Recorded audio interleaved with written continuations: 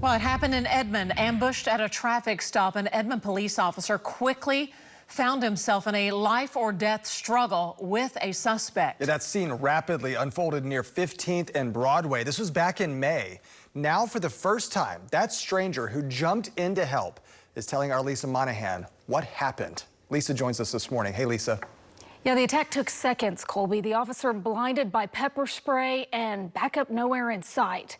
He had to fight for his life, but he didn't fight alone. Help arrived unexpectedly. A stranger willing to risk his own safety to save the officer.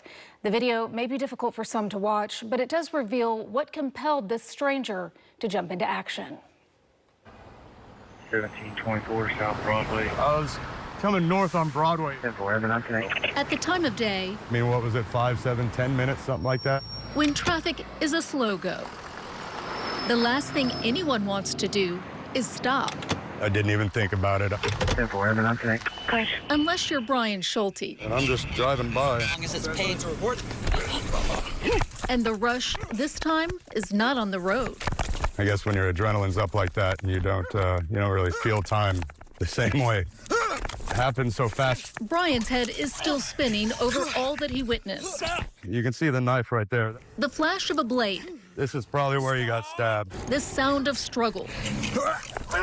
As a suspect attacked Officer Caleb Hodem in the middle of a traffic stop. The guy was just giving somebody a warning, and all of a sudden he's fighting for his life.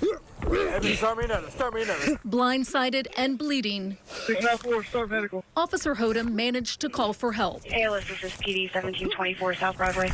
But at the rush hour, backup might take minutes to arrive. God, it's hard to see that whole thing. What was a blur to Bryan in the moment is now clear on video. How fast it happened and why he didn't hesitate to help. Said, I gotta go. And by this time they were on the ground, scuffling pretty hard. He didn't know the officer. Stop! He didn't know the suspect. Nothing left. Ocean Hudson. Just do me a favor, man. I my life. But he knew both were in trouble. Somebody had to help him, I think, and I happened to be right there. I said, you need some help. And the officer said, Yes! We need to take the knife away from him. hear the urgency in his voice, so I tried to get there as quick as possible. Drop it. You do me this favor. Officer Hodem was managing to hold off his attacker, but couldn't see. I couldn't believe that he had the upper hand in that situation.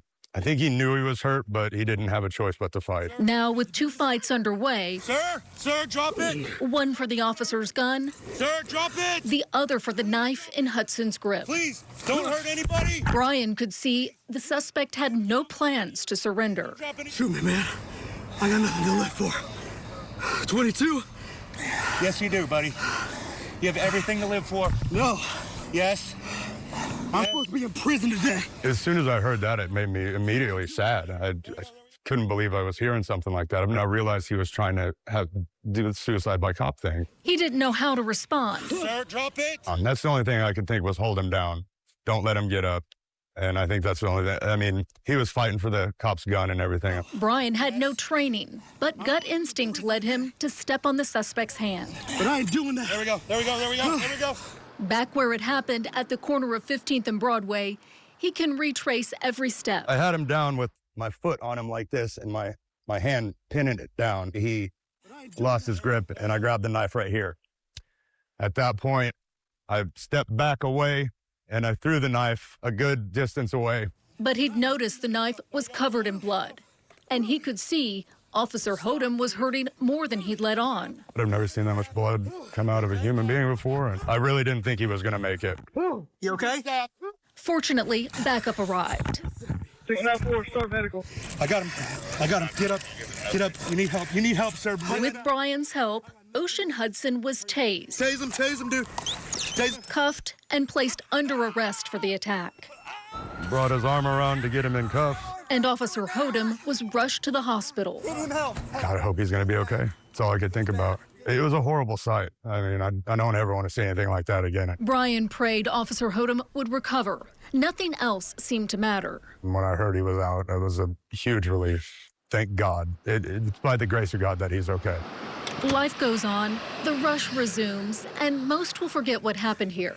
But not Bryan. Most of the time, they're there to help you. Glad I could be there to help him out. To help an officer in his time of need. Drop it, sir. I think that I was there at the right time, right place, right time. Don't hurt anybody. Bryan does not think he did anything special and isn't looking for recognition. He says that should go to Officer Hodem. Drop it. That's the kind of guy that you want for this job, right there. Yes, sir. What a powerhouse of a human being he is. He only hopes someday to stop again, just long enough. And I'd love to shake his hand. Would love to. Get him help. What a rush that would be. Anything else I can do? Come back here. Now, Bryan Schulte gave his statement to police. He expects to testify as needed for the prosecution. Meanwhile, Officer Caleb Hodem has returned to work. He's been honored by both at the state capitol and in the city. Schulte said this all ended the right way, but certainly it could have been worse. Do you think he'll actually get that chance to meet the officer and shake his hand? He certainly would like to. You know, I spoke with the Edmond police chief. They said they like to be able to facilitate that. They were sort of waiting for Officer Hodem to, you know, mentally recover from what occurred and to get back to work. And we do know he's back to work, so that is really the best outcome. I just thought it was so amazing. Here he's saving the officer's life and telling a man you have a right to live, you have something to live for. And he said that he was so young. He said, don't throw your life away. Don't mess it up any more than you already have. Of course, he said at that time he didn't know that Ocean Hudson had a criminal history and that he was going to be in court tomorrow, right? Yeah, tomorrow, Yeah, his preliminary hearing here in Oklahoma County is set for tomorrow morning. Of course, he also has charges stemming from Canadian County for child porn and things of this nature, which is what they say led up to this. It was sort of a premeditated attack. So interesting because so many times they say, don't jump in, don't help us, and that's literally what probably saved the officer's life in this case. You're right. We hear that time and time again. I think if you apply a bit of common sense in this particular situation, no one was there to help this officer. He couldn't see. Bleeding. And it would have ended differently. And he said he was respectful. He said, can I help? Officer said yes. And then how can I help? He said that officer was in control. You could tell his training was at work, and he just did whatever the officer told him. That's a really incredible story, Lisa. Yeah, I'm glad he trusted his gut instinct to get in there and do something. Absolutely. Lisa Monahan, good story. Thanks for the update. We appreciate it.